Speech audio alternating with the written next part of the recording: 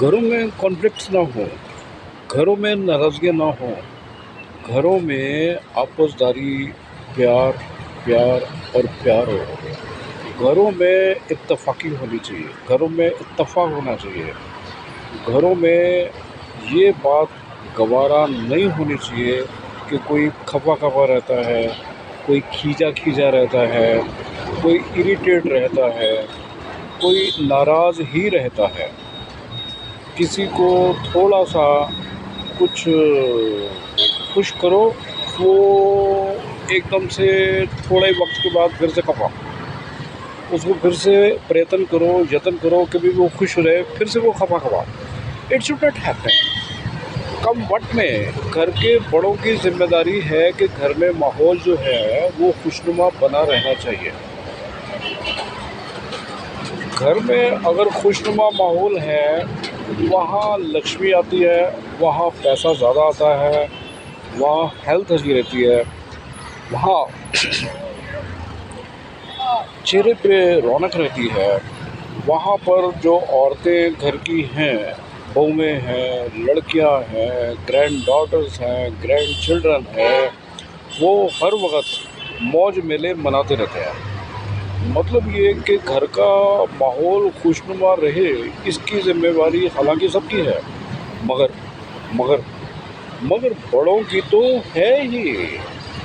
बड़े अपनी जिम्मेवारियों से बच नहीं सकते एट एनी कॉस्ट। किसी भी कीमत पे बड़े लोग घर की जिम्मेवारियों से बच नहीं सकते। अगर कोई घर की बहू खफा है, जिम्मेवारी किसकी है? हस्बैंड की। मगर इन्वॉल्वमेंट तो बहू के हस्बैंड के बाद सास ससुर की भी है। कैसे बचा जा सकता है?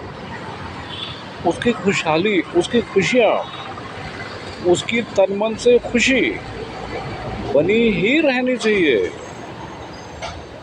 कम वक्त में। देखिए, घरों को चलाना ऐसे है जैसे शिव जी ने यज्ञ किया होगा। घरों को चलाना ऐसा है जैसे एक महायज्ञ है ना। जो लोग पढ़ाई करते हैं स्कूल में, कॉलेज में, यूनिवर्सिटी के, उनके तो टेस्ट होते हैं monthly, quarterly, half yearly, yearly. मगर बड़ों के टेस्ट तो एवरीडे, ईच डे। कोई खफा है, आंसरेबल इज बड़े। Anybody is not happy, it means somewhere something is wrong. If anything goes wrong, who is responsible? Elders, है ना। तो अब क्या करें? अब क्या करें? मैंने तो बता रखा है कि I am in contact with very decent aristocrat, very high class people. मैंने बोला मेरा पैसा कमाना तो काम है, साथ साथ साथ साथ मैंने वो प्लेजर्स लिए हैं, वो एंटरटेनमेंट किया है, वो एंजॉय किया है जो बहुत कम लोगों को नसीब होता है। That is why I never done service, that is why I have taken no responsibility. मैं एक के घर में बैठा था वाइफ के साथ, तो वो जो लेडी हैं, भाभी हमारी, सिख लेडी, वो मिरांडा हाउस की पड़ी थी, मिरांडा हाउस दिल्ली। तो वो जब हमसे बातें करती थी, पहले कहती थी काका मैं चाय लेके आनी है, बाद चो गल्ला करांगे। तो रामू चाय बनाता था और वो इंस्ट्रक्शन देती थी कि अनूप को चाय कैसी पसंद आती है, कंचन को चाय कैसी पसंद आती है, और वो चाय उस तरह की बना के लेके आती थी, फिर बैठती थी, हुण असीं गल्लां करांगे। वो बातें ख़त्म नहीं होती थी। बातों बातों में वो कह बैठी कि बात ऐसी है कि बड़ों को छोटों की गलतियों को इग्नोर करना चाहिए,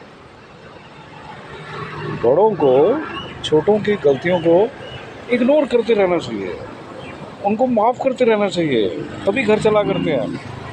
रोज़ रोज़ छोटे तो गलती करेंगे ही करेंगे। बड़ों को कहाँ बर्दाश्त है कि कोई फालतू पैसा खर्च कर गया, घर में थोड़ी सी सफाई ठीक नहीं है, फुल्का ठीक नहीं बना, दाल में छौंक ठीक से नहीं लगा, किसी ने मेन गेट लेट से खोला, ये तो होता रहेगा ना। तो ऐसे में घर को ऑन हैप्पी मोड रखने का एक ही फार्मूला है। सबको सबकी गलती माफ़ करते रहो। अगर बड़ों को ये लगता है कि उन्हें ऐ गलत करता, उन्हें एवें नहीं करना सी, उन्हें एवें क्यों किया, उन्हें मैनू एवें क्यों देखा, ये चलता रहेगा, चलता ही रहेगा। मैं एक लाइन और बता के वीडियो ख़त्म करता हूँ। मेरे मामा का बेटा अमेरिका में किसी यूनिवर्सिटी में लेक्चरर है। ये आज से 30 ईयर पहली बात है। वो he stood always first, always. तो वहाँ पर लेक्चरर बोर्ड ने जब उनका इंटरव्यू लिया मेरे भतीजे का, उनसे पूछा कि what do you think how you could be selected in one go. कई सारे इंटरव्यू होने के बाद वो जब सिलेक्ट हो गया लाइफ में नया कैरियर बनाने के लिए, और 32 ईयर से वो वही लेक्चरर है। और अब मैं कभी उससे मिलने गया तो गया यूएसए में, तो उसने कहा कि इसके पीछे सबसे बड़ा हाथ है कि हम लोग चाय इकट्ठे पीते, नाश्ता इकट्ठे करते, जिसमें मेरे मदर, फादर, ब्रदर, बहन, मेरी बुआ और मेरे दादा, मेरे दादी लंच इकट्ठे करते, डिनर इकट्ठे करते। ये उसका सिला है जो यूनिवर्सिटी में, कॉलेज में, स्कूलों में सिखाया जाता है, मगर जो खाने के टेबल में बड़े बूढ़े सिखा जाते हैं वो कोई नहीं सिखा पाता। मेरे को लाइक कर दीजिए और सब्सक्राइब कर दीजिए।